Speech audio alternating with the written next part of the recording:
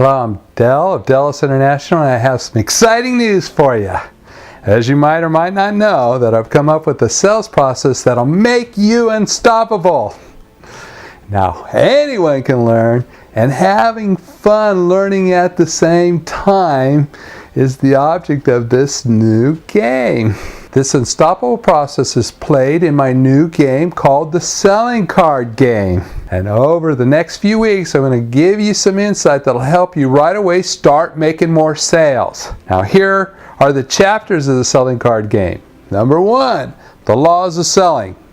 Number 2, the question series. Number 3, playing the Selling Card Game without any resistance. Number 4, playing the Selling Card Game with resistance. Now, let's go over the selling law, okay?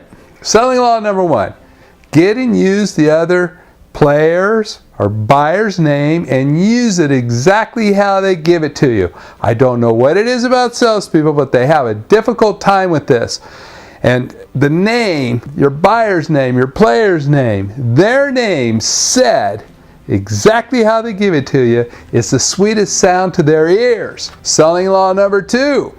Okay, always make sure whoever you're waiting on or the other player understands what you're talking about before continuing either playing the game or in the sales process. Selling law number 3.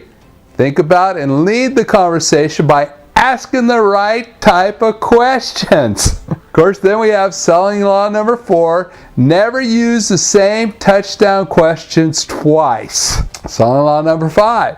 Never give them a choice between doing and not doing. Always give them a choice between doing it this way or doing it that way. Selling law number 6. Whenever you ask a closing question, remain silent. Of course, 5 seconds is going to seem like 5 minutes. 5 minutes is going to seem like 5 hours. But I was taught the first one that talks loses. Selling law number 7. Always be encouraging. Always be enthusiastic. Listen, the thing about enthusiasm is nothing will be sold without it. The other thing about it is enthusiasm is contagious. Of course, so is being a bummed out person. Selling law number 8, ABC. I know what you're thinking. Always be closing, and that's great. But you also always want to be complimentary. Now let's get started into the question series of the Selling Card Game, all right? We're going to have touchdown questions, and then we're going to have the power 2 questions. Now I'm going to give you a selling tip right here.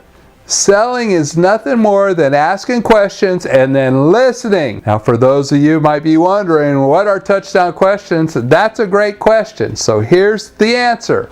Touchdown questions are questions that you ask that 99% of the time the player/buyer will respond yes to your question. Well, why is it so important to get them to say yes? Well, in selling or even in playing in the game, once they start saying yes, that is the buyer or the other player, it makes it almost impossible for them to say no, especially when you go to close the sale. Here's another player selling tip. Whenever possible, use the word we with your touchdown questions so that the player/buyer feels that you're on the same page with them. Another playing selling tip. Be careful not to use the same touchdown question the same way twice, because if you do, you'll create fear, and fear is the number 1 killer of all sales. Another selling tip for you. When asking a touchdown question, always slightly nod your head to help build your yes momentum. Remember, once they start saying yes, it makes it almost impossible for them to say no. And these are the strategies and the techniques you will learn in the Selling Card Game. So, let's talk about the game, the rules of the game, I should say, okay? Every time in the Selling Card Game, you get the player/buyer to say yes, you receive $1 million in Dell Bucks. However, if you use the same touchdown question twice the same way, the buyer, who also went through the process and understands the process, if they catch you doing this, you have to pay them $1 million Dell bucks. Of course, at the end of the game, all right, whoever has the most Dell bucks wins, being the highest paid professional. So, well, Dell, how does that work out for the buyer? Well, after round one, guess what? You swap places. That's how. Then you add it all up. So, let me give you some examples of some touchdown questions, all right? You do want to win by collecting as many $1 million Dell bucks as possible, don't you?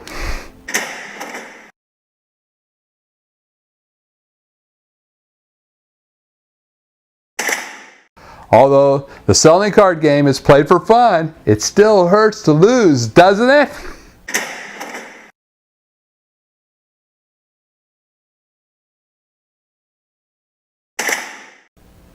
Of course, if you say the same touchdown question the same way twice, it could cost you $1 million in Dell bucks, couldn't it?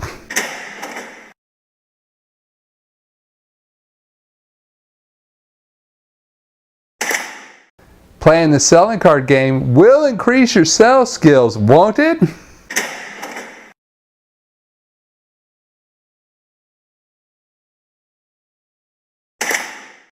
With some practice, we will be quite proficient in selling, won't we?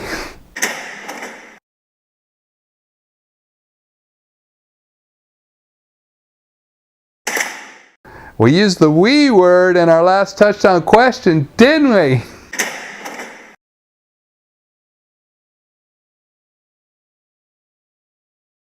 Of course, using the touchdown question will make you unstoppable, won't it?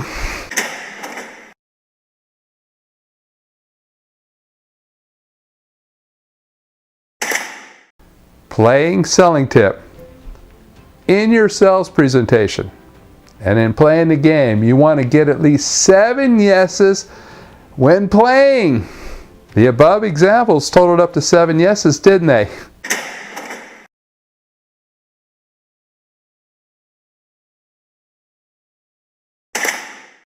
And now we're at 8, aren't we?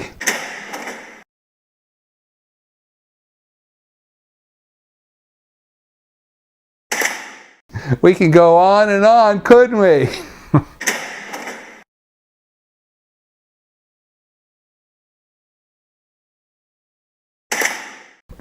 Those were some examples, weren't they?